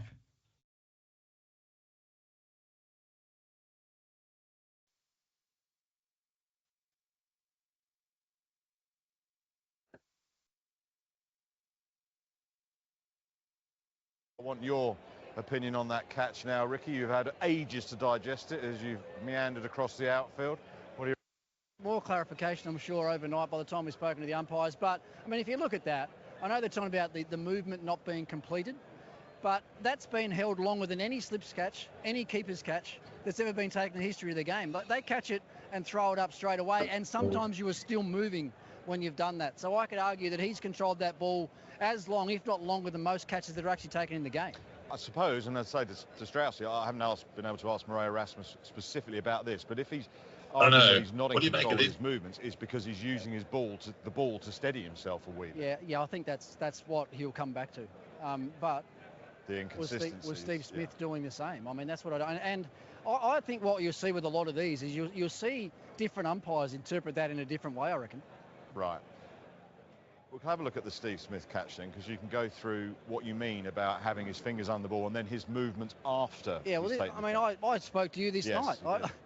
That he clearly catches that a long way above the ground. And what he said then, if you look at the way his fingers were underneath the ball, on the bottom side of the ball then, from what angles that I saw, the ball actually touched the ground, although his fingers were underneath it. As he came back up, the ball came out of his hand. So is he actually in control of the ball? So yes, Tom. I mean, fingers clearly under the ball. So ball didn't touch ground. Steve Smith then came up, and then so the interpretation is here. So as soon is the catch now completed or not? Is he in control of the ball and his movement? So he came up with the ball. So my interpretation is when he came up, yes, the body was still moving, but he was in control of the ball and of his movement, and then he threw it up. So for me, the catch is completed. That's why I'm happy that catch to stand. Yeah, I think with that particular catch, Abdullah, the debate was whether the ball had touched the ground sort of in between Steve Smith's fingers when the fingers were clearly on the grass. But in terms of control of the ball, after he got the ball sort of further off the ground, I'm with you there. He definitely had first on his chest and then eventually in his hand, and then he threw it up. It has been a point of contention as to how long a fielder should have the ball in his or her hands before they throw it up in celebration. But I think those of us who've watched and umpired enough cricket, we know, we can see in the body language of a fielder when they have the ball in control and when they don't have the ball in their control. The perfect example was Herschel Gibbs in the 99 World Cup when he caught the ball, but when he was trying to celebrate, his hand then bumped his thigh, and then the ball dropped out of his hand, and him then trying to throw the ball up, there wasn't a ball in his hand to throw up. He wasn't in control of the ball. So, Alui, I hope that answers that question. Do you have one more for us, you said? Yep. No, thank you so much for that. Yeah, the second one is regarding appeals, right? I had a scenario during one of the club matches where a new batter walked in, spin bowler delivered the delivery, ripped the glove, no one appealed, and then the on umpire called an over. And then soon after, the batter started talking to the close fielders, including the wicketkeeper, saying that you should have appealed because, I gloved it. And then the wicketkeeper walked over to the on umpire, and I'm not so sure whether this constitutes an appeal or not, but asked, if I appeal, will you give the batter out? So that was an interesting conversation. I was just listening in, and at the end of the day, nothing happened. So, in that case, does that constitute that polite inquiry? Does that constitute an appeal? Or as an umpire, what do? You just remain quiet? Abdullah, when is an appeal valid and what constitutes an appeal?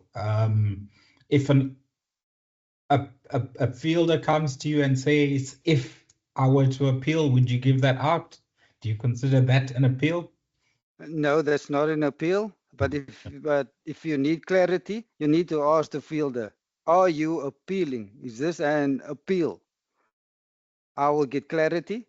And if the fielder say, yes, I am appealing, then as per the law, because the time wasn't called and because the first step of the next ball wasn't taken, according to law, that appeal is still valid, and you can give the batter out if you think there was an edge, according to law. But in those instances, I would just go not out. A player comes to me so late, I would just say no, not out. I wouldn't consider that appeal. Even if the batter say yes, I've nicked it, but I'll take it on the chin. Yes, I made a mistake. I'll take it on the chin and I'll move on. But to now give someone out at that stage after hearing that the batter has said it to another player that they've nicked it, and now to give the batter out, I think your credibility as an umpire is going to take a huge knock if you're going to give the batter out based on information that you received from someone else. Yeah, I mean, in this particular case, because I did ask the umpire, and he was like, yeah, he gloved it and no one appealed. So, there was no way I was going to give it out unless I got an appeal. And I also saw, drawing back from the last session that we had at level 2, where you gave an example of the under-19 Sri Lankan team. They were not exclusively going, how's that? They were making, sounds like and then that was taken to mean an appeal. Hence I was like, okay, someone walked up to an umpire and had a conversation. Yes, they are not saying how's that umpire, but it is an appeal if we were to examine the case. So, and I guess, like you said, it's probably a judgment call on that day. the umpire had seen the ball being gloved, it's up to them to make a decision whether or not to get them out. Yeah, but there's nothing wrong if you want to consider the appeal and to want to make 100% sure that there's an appeal. You can ask the fielder, is this an appeal? Are you appealing?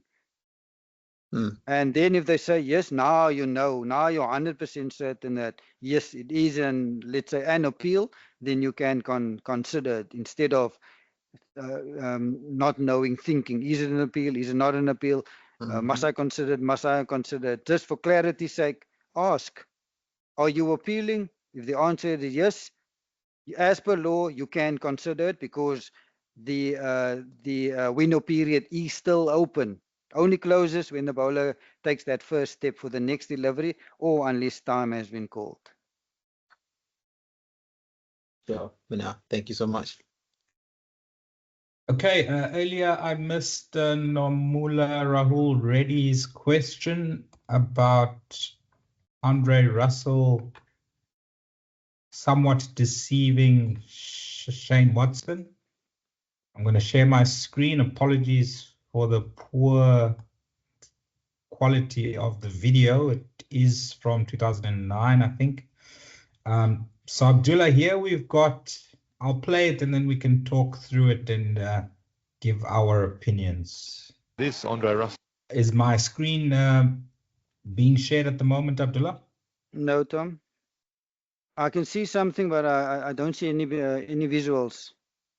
Okay, hold on. Let me just reshare.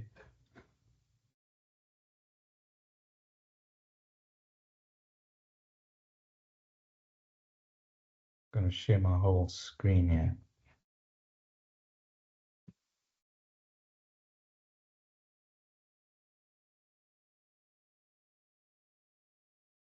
Can you see YouTube now? Yeah, I can see YouTube now, yes. Okay. I won't make it full screen because I think the quality is going to be even worse. I don't know. What do you make of this Andre Russell new delivery to Shane Watson overnight? What is that? Has he balled it? Has he not balled it? Watson thinks that he hasn't balled it, and Watson thinks he's pulled up. I thought he was looking uphill. That was very strange. Looked like he pulled out for a bit. Suddenly he kept going. Watson, he doesn't sure what's going on. I don't think his one's quite sure. Well, interesting. Nigel Long saying, look, he's behind me. So I didn't see what happens. Watch this. It looks like he's pulled out of the ball.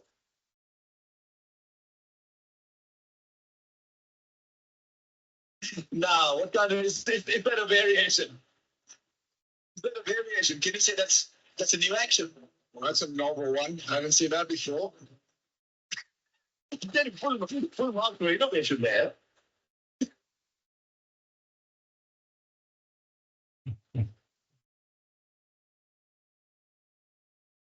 So Abdullah, Nigel Long there says everything happened behind him. He didn't see what Andre Russell did differently. So he obviously couldn't give a dead ball. He let the ball be delivered. Upon review and replay of that delivery, what do you make of that? Is that deliberate deception by the bowler? Has the batter pulled away and not played a shot? Can we call and signal dead ball, or do we allow play to continue there? I would have, if I was bowlers in and after consulting square leg and he relayed the message what we saw of the pictures, that there was this, it looked like he was pulling out. I would, if that is the information that I was given by my strikers in, and seeing Watson pull away, not playing a shot, I would go dead ball. And I would say, you need to re-bowl that delivery. It did look like he was stopping, to wanting to pull out, and then he continued. Again, this can be subjective. I can bet you there's umpires in this group that would say, I think I don't see anything wrong with this. I would allow this. Lots of the instances under dead ball can be subjective, can be the opinion of the umpire. I mean, we've seen other cases like, I think it's Ashwin that's got this, where he bowls, and then this a pause. He's not the only one, but he's the first name that comes to my mind that I can remember doing this pause, and then they deliver. Lots of international umpires, elite, they've allowed this, and Ashwin has been doing it for quite a while, and other bowlers as well. But to come back to your question, and this instance, looking at the facts, looking at Russell, looked like he was pulling out. Clearly, Watson was distracted. You could see he's like pulling away. He didn't play a shot. I would go dead ball, please, Andre, re-bowl that ball. That's my opinion. I agree with you 100%, Abdullah. As long as the batter has pulled away or has clearly been distracted and does not play a shot, I would also call and signal dead ball. Somanath, you've got your hand up. Anything to add to that scenario, or have you got a different question? No, sir. I want to talk something about this scenario. Andre Russell changed his bowling run-up style. Can I treat as a unfair play, unfair action? I think what would be a good umpiring practice in that scenario, Somanath, is to tell Andre Russell that if he continues to do that, we will allow the batter to pull out of the stroke because we believe that the striker has been distracted, and we will warn Andre Russell for time wasting because it will be dead ball every single time. So to avoid the time wasting, we will ultimately at some point give Andre Russell and his team a first and final warning for time wasting. And if it happens again, then we will issue we'll award 5 penalty runs to the batting side. Happy with that, Somanath? Yes, sir. Yes, sir. Thank you. Sipiwe, you've got your hand up. Please unmute your microphone. The floor is yours. That's okay. Thank you, Tom. I wanted to add that I'm one of the guys who don't see anything wrong with what Andre Russell did. Because if you look at Nathan Lyon's bowling run-up as well, it looks like it has two phases where he runs in and then he stops mid-run-up, and then I think it just trots to the delivery, to the crease, to the bowling crease. Also, I think Shane Watson had enough time to pull out. And then indicates that something distracted him, and then I'll then call dead ball. But for him to just stand there, at the crease and not make any movement, and then call for a dead ball, I would have just told him that you could have pulled out of the shot as well. Yeah, as Abdullah said, it is a judgment call that can be different from one umpire to the next. However, if you can't really compare Nathan Lyon to that Andre Russell scenario, because Nathan Lyon's run-up is the same every single delivery. And it might look a little bit weird, but we know what to expect because we've seen him bowling using that same run-up for the 15 years he's been playing international cricket. Andre Russell, we also know what his run-up looks like. And that particular delivery, he changed his run-up. So that wasn't how he normally runs in. So that is why Shane Watson was distracted. And even though he didn't really move out of the way and pull out, you could see his body language was, what's happening here? This is different. I am distracted. So that is why Abdullah and I both believe that the striker was distracted, call and signal dead ball because he did not make an attempt to play at the shot. Satruguna, you've got your hand up. Please unmute your microphone. The floor is yours. Yeah, actually, hi Tom, hi Abdullah. I have a different question regarding negative bowling in multi-day cricket matches. So how to deal with that negative bowling from a bowler continuously doing so? So can you help us? Can you help me? Abdullah, we're going slightly off the topic here, but let's take this last question for the evening. You want to take us through how to handle negative bowling in more day cricket? Yes, Tom. So the first thing that you need to consider, Sadhguna, is you need to look at the context of the game, where it is in the game. Let's say the first over of the game, or let's say the first session.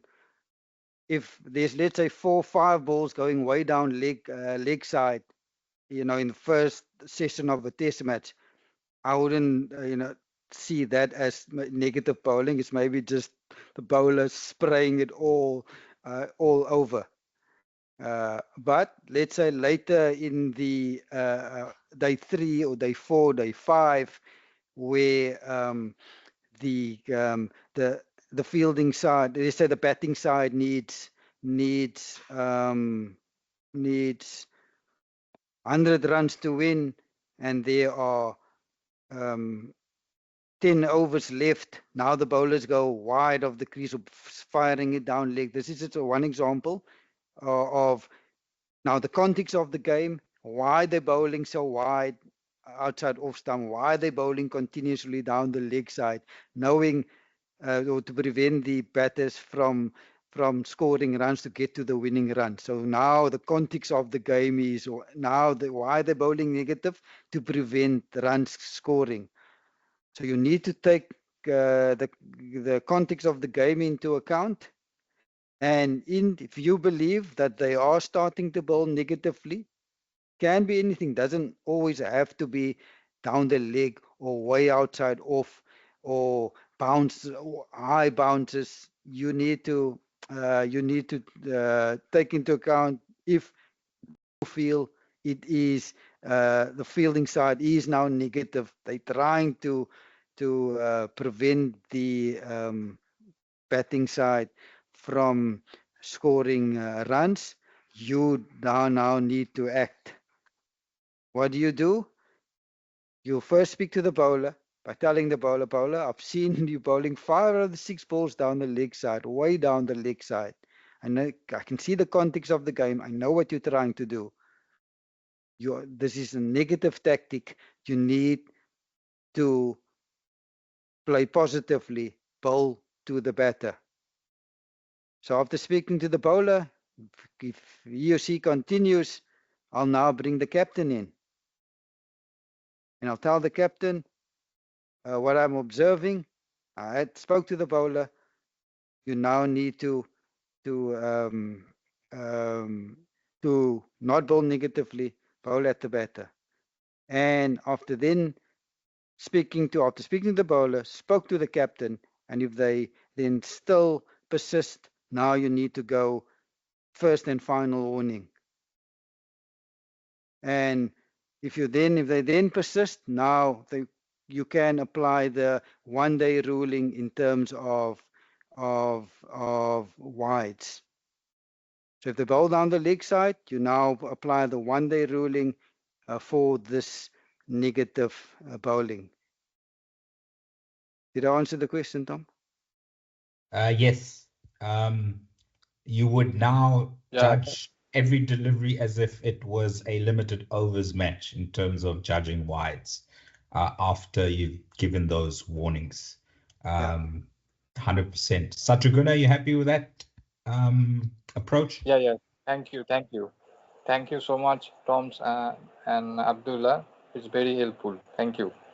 You're welcome. Nomula, your hand is up. Please unmute your microphone. The floor is yours. Hearing news that there are a couple of controversial decisions today during the West Indies versus Australia. One is a caught behind by the keeper, and another one is leg before wicket. Not sure about the exact details since we're in the meeting right now, but just heard that news. So my request is if you can, during our next session, if you can go through those videos and discuss, it will be great, because we have discussed law 33 and 36 just now. So with the Yes, videos Nomula. during our next session. Yes, I was actually watching a bit of that test match while Abdullah was presenting, and yeah, two decisions that went to the TV umpire, and both debatable decisions. So we will definitely download those clips and we'll go through them next week with you guys. Maybe not on Monday, because Monday we're going to go through new playing conditions, but on Thursday we can definitely dissect those decisions. We also want to chat through David Beddingham's moment of panic in the World Test Championship final when the ball got stuck or almost got stuck in the flap of his pad, and then he used his glove to remove it. So yes, quite a lot for us to go through in terms of interesting decisions that have been made recently, and we definitely will be unpacking those for you going forward. Satruguna, you've got your hand up. Is that an old hand or have you got a new question? No. Sorry, it's mistakenly raised. Sorry. Okay, no problem, Satruguna. Harnal was commenting about Alui's late appeal. As Abdullah said, Harnal, yes, you can give it out if there is an appeal before the next ball is bowled and time hasn't been called.